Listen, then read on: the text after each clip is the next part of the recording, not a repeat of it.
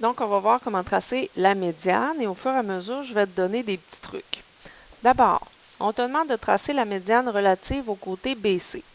Médiane, premier truc, il y a un M pour milieu. Ça veut dire que ta médiane, elle doit passer par le milieu du côté. De quel côté? Du côté dont on te parle dans la question. Donc, tu vas aller sur ton triangle, dessiner le côté BC en couleur. Et elle doit forcément passer par le sommet opposé à ce côté-là. Donc, mon côté avec lequel je travaille, c'est BC. La médiane doit forcément passer par le sommet A. Donc, le mot relative, si ça t'embête, ça veut dire par rapport, en lien avec, qui passe par. C'est toutes des synonymes. Donc, je vais avoir la médiane. Médiane, ça veut dire que ça va passer par le milieu du côté. De quel côté? Ben, du côté BC. Je vais avoir la droite qui passe par le milieu du côté BC. C'est ce que ça veut dire. Et, sous-entendu, elle doit passer par le sommet A aussi. Donc, la médiane, ça passe par le milieu du côté et par le sommet opposé. Dans un triangle, il y a toujours trois médianes, parce qu'il y a trois sommets, il y a trois côtés. Et elles se tracent toutes les trois de la même façon. Donc, la méthode la plus simple, c'est que tu prends ta règle et tu viens mesurer le côté BC. En étant le plus précis possible. Tu vas voir que si tu n'es pas assez précis, ton œil va voir la différence. Même un seul millimètre, ton œil le voit.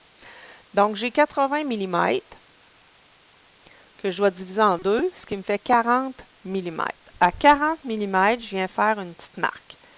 Et c'est cette marque-là que je vais aller relier avec le sommet opposé qui est A.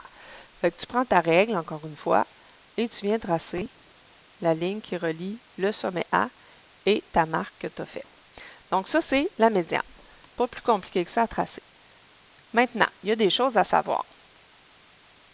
Quand tu dessines une médiane, c'est important que tu ailles faire les petits traits pour indiquer que ces deux segments-là ont la même mesure.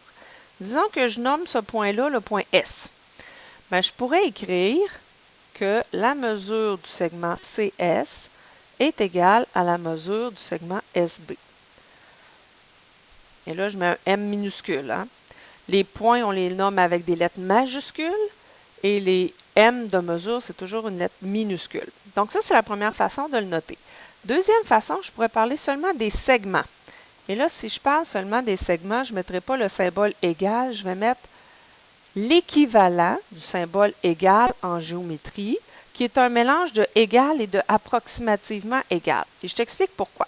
Quand tu mets le M de mesure, c'est parce que tu es en train de comparer des mesures, des nombres. Donc, tu es certain que c'est égal. Un nombre va être égal pile avec un autre nombre. Tandis qu'ici, on compare des dessins. On compare une figure géométrique.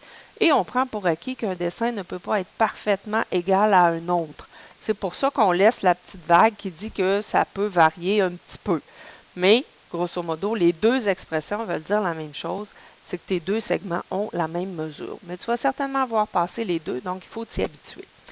Fait que si on résume, la médiane, il y a un M, ça veut dire qu'elle passe par le milieu du côté. Elle doit forcément aller sur le sommet opposé et je la trace avec la règle.